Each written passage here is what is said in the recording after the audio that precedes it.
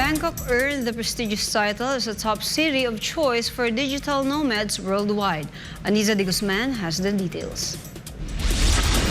The capital city of Thailand outshone all its competitors in this year's rankings of the best cities for digital nomads.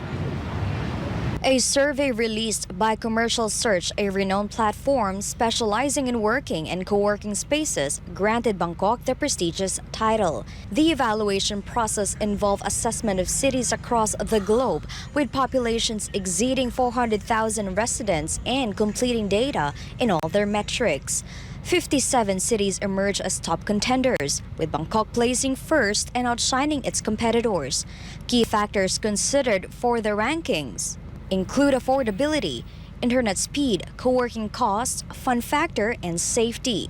The diverse set of large, well-connected urban centers in the Thai capital present outstanding choices for those embracing the digital nomad lifestyle. The digital nomads are those people earning a living while working online in various locations of their choice, have flocking to Bangkok or the smaller northern city of Chiang Mai for years due to low cost of living, fast internet, a great food scene, and a nearby airport, to name few. In September 2022, Thailand launched its 10-year long-term residency permit, also known as the Digital Nomad Visa. The visa seeks to attract wealthy and highly educated people to move to Thailand for a period of up to 10 years. Di siya Anisa de Guzman, Rangan Chakuntep Mahanokon, SMN News, Pratat Thai, Sawadika. Two neighboring countries of Niger announced the sanctions imposed by the Economic Community of West African States against the junta in Niger, saying that intervention would mean a declaration of war. Jane Cognita has the details.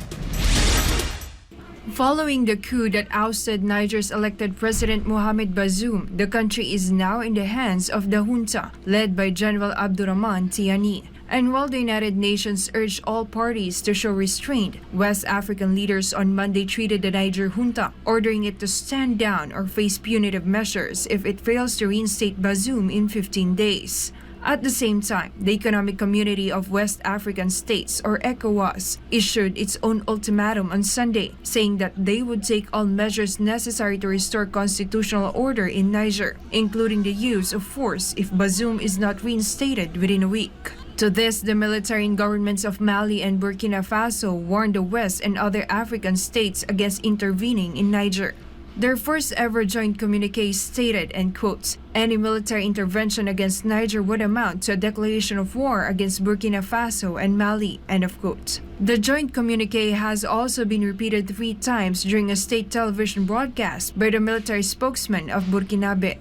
The statement further said that in case of an intervention, Mali and Burkina Faso would withdraw from ECOWAS and adopt self-defense measures in support of the armed forces and the people of Niger. Both countries also condemned ECOWAS for sanctioning Niger, calling it illegal, illegitimate, and inhumane. Both countries also warned that a military intervention in their neighboring country could destabilize the entire region, as had the unilateral NATO intervention in Libya, which was at the root of the expansion of terrorism in the Sahel and West Africa. A Financial Times report said that France currently has 1,500 troops as well as a drone base in Niger. The United States, on the other hand, has 1,100 troops and 2 drone bases. Burkina Faso and Mali have sought to sever their ties to France and rebuild their respective countries with Russian assistance. And it seems that the junta leader of Niger is also severing its ties with Paris after the military announced that it would suspend the export of uranium and gold to France. Niger is the 7th largest producer of uranium in the world, accounting for 4% of global output. Reporting, this has been Jane Cognita, SMN News. Saudi Arabia will host a Ukrainian-organized peace summit to find a way of ending war between Ukraine and Russia. Melchizedek Cadiz reports. The head of the Ukraine's presidential office, Andrei Yermak, confirmed that Saudi Arabia will host talks in early August to assess the situation in Ukraine and discuss a peace plan. The summit will be attended by national security advisors and political advisors who are expected to discuss the implementation of Ukraine's peace formula in Jeddah. Ukrainian President Volodymyr Zelensky has first introduced the 10-point peace plan to the global leaders during the G20 summit in Bali, Indonesia in November of last year. In December, Zelensky urged world leaders to support his idea for a global peace summit that would focus on peace plan.